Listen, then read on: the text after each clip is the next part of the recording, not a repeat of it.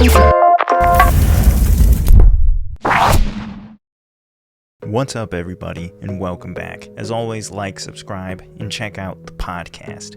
Links are in the description box down below. HBO's The Last of Us TV series just ended, and I have things to say. First off, if you don't know, Alton and I have done an episode-by-episode review, or at least tried to, so if you want to know how I felt about any particular episode, you're gonna have to watch those, because this will be just an overall review of the series as a whole. And as a whole, I thought it was good, very good. I was happily surprised, and I was impressed by it. But as someone who has played the video game more times than I can remember, and who loves storytelling, I don't feel like I can say it was great. As a live-action video game to television or movie adaptation, yes, it was great. It was probably the best one we've ever gotten. But I don't think that's saying a whole lot because it doesn't really have competition. Sure, there are other adaptations, but most seem to agree that they're hot garbage. In The Last of Us series, though, I feel like opportunities were missed, and the focus of the series was sometimes off, and because of that, the finale to me felt kind of unearned and pretty rushed. What I mean by that is this. The focus of the games is the relationship between Ellie and Joel as they travel across the country and blah blah blah. And I say blah blah blah because the ending isn't the climax of the physical journey. It's the climax of the journey of their relationship and healing for both of them. The climax is the culmination of their time, journey, and relationship together and individually. But the show at times felt like it forgot that. Now I understand that there are events that have to take place. There are story beats that must be hit or else there would be pandemonium and uproar that the show and the game are two completely different things, and that this is just another case of an adaptation being awful. I understand that because I would be saying the same things if there were certain events missing. And it just goes to show you can never win with an adaptation. But the point I'm making is this. I don't feel as a viewer the main focus of the series was always in the right place, which is on Ellie and Joel's relationship. And because of it, the ending was unearned because we never got to see and experience enough of their growing relationship to justify the conclusion. At least I didn't. Again, I know there are events and story beats you cannot miss, but the focus needs to be on the relationship between the two, even in the event. Now, I know some of you may not agree, but consider the following. How many times in the show was the focus on the two of them and nothing else? Realistically, it was only snippets and pieces and inferences from the long period of time they were traveling together that we as an audience never got to see or experience. And I know you can't show it all. It's hard to condense an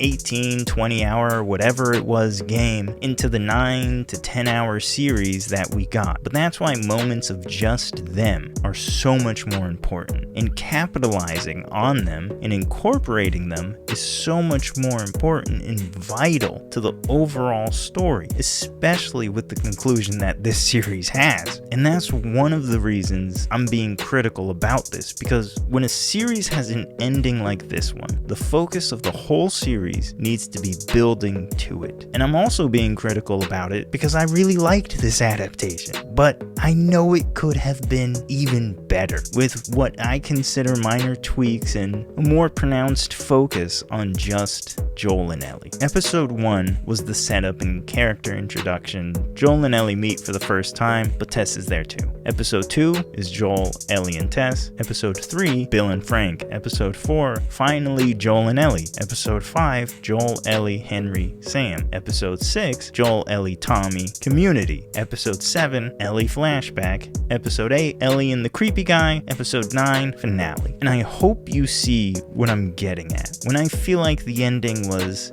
kind of unearned and kind of rushed, in that it needed a greater buildup as far as Joel's feelings and response in the episode. When did he develop such a strong emotional attachment to Ellie? When did he begin seeing her as a surrogate daughter? When did he decide it was her over the world? Because other than episode 4, snippets and inference, we didn't really get much of just the two of them together, when that's the whole point of the entire narrative. And as an audience member, those are the moments I want to see. I don't want to just infer about their relationship because 2 months have passed between episodes. I want to see the moment that they began to trust each other. And what was the event that spurred it? What was the event that made Joel say, screw the world for her? When was it? And what was it that Joel said happened between them that made Ellie heal him from the loss of Sarah? Maybe you feel like you saw enough to justify the finale and their relationship in it, but I feel like I had to infer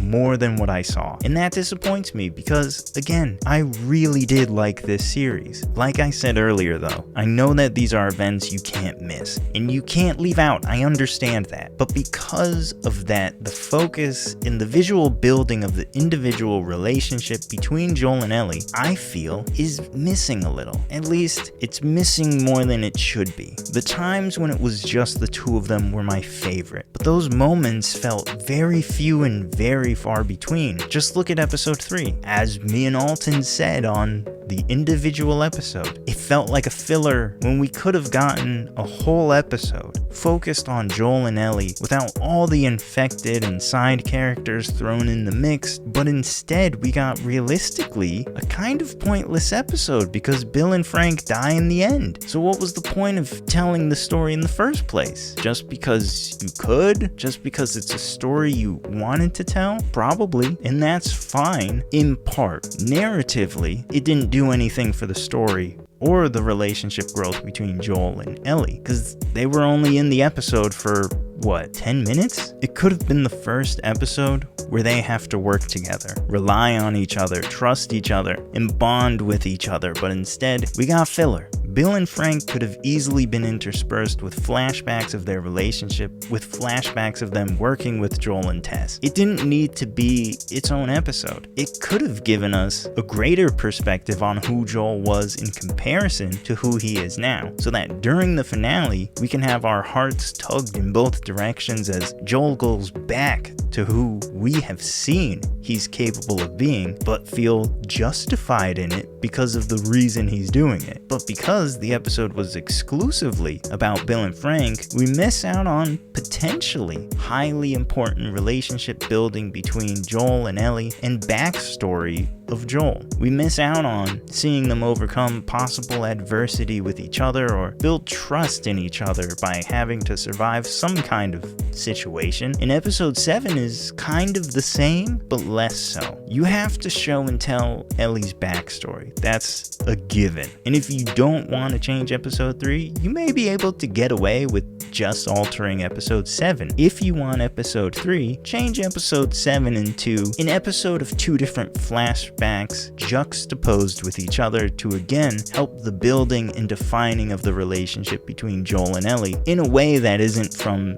inference. Maybe you don't care, but I don't like inferring because it has been X amount of time and the seasons have changed. Of course, they've grown closer. Show me that. I don't want to infer that through dialogue or actions. Show me the moments they got closer. Show me the moments Ellie stopped being cargo. Show them to me. Don't make me have to infer or lean on what I already know from the games, because if I know nothing about the games, then I'm missing out on the best part of their development and interactions with each other, and all that could have been at least partially remedied in episode 7. As I said, you could have had episode 7 be juxtaposed flashbacks between Ellie's time and experience with Riley and her time and experience experience with Joel, so that her motivation to not want Joel to die isn't coming from a place where she's afraid to be alone or is afraid to try and survive and make it on her own, but because for only the second time in her life, she has found someone who she feels she can rely on and trust and refuses to lose them again because there's nothing she can do. And you might say, that's exactly what happened in the episode. Sure, maybe for you because you inferred that, not because you saw that. If you saw flashbacks of Joel and Ellie's travels and interactions and growing relationship juxtaposed with her experience with Riley, then you don't need to infer anything. And you don't need to say that's what the episode was about without having seen that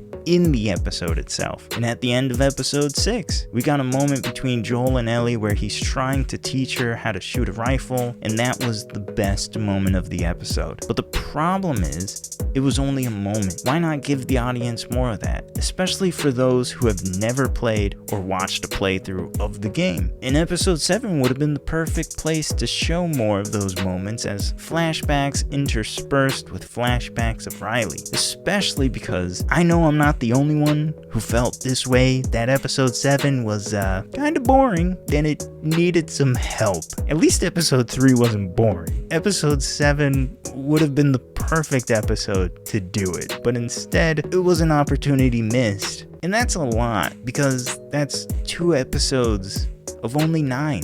Even in episode 8, we could have seen more of Joel going after Ellie. Not just the torture scene, of course they include it because it's iconic to the game, but we could have seen more of him going through, searching, potentially killing more people as more of a build-up to what you should expect in episode 9.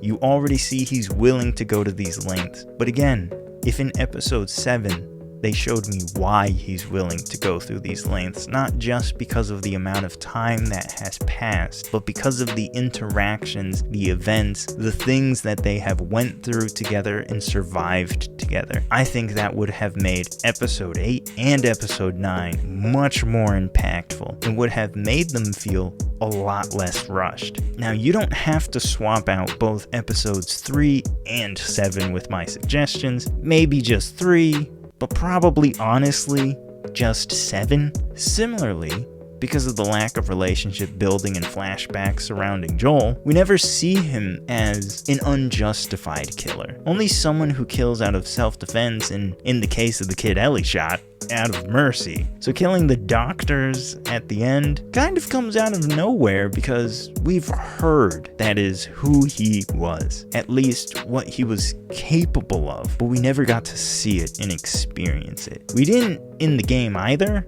so this was a perfect opportunity to show that and tell that side of the story. There were a lot of things that as an audience, we didn't get to see and experience. Does that mean the series as a whole was bad? No, it wasn't bad at all. It is hands down the best video game to live action adaptation we have ever gotten. It's really good. It's probably, I don't know, 85 out of 100 to me, but I feel like with these minor changes, it would have been a 100 out of 100. Pedro Pascal and Bella Ramsey were the highlights of the whole thing, and if they weren't so good together, I think you really would have felt the missing relationship development even more, but because their chemistry was so good, it really made up for a lot of scenes we should have gotten but didn't. Either way, those are my thoughts and opinions. Did they do enough with Joel and Ellie's relationship on screen for you? Or did you want more of just the 2 of them as I did? Like and subscribe, check out the podcast for more, and check out the individual episode reviews if you want episode by episode breakdown, at least on the ones we actually did. Links to the podcast and socials are in the description box below. Other than that, I'll see all of you in the next one.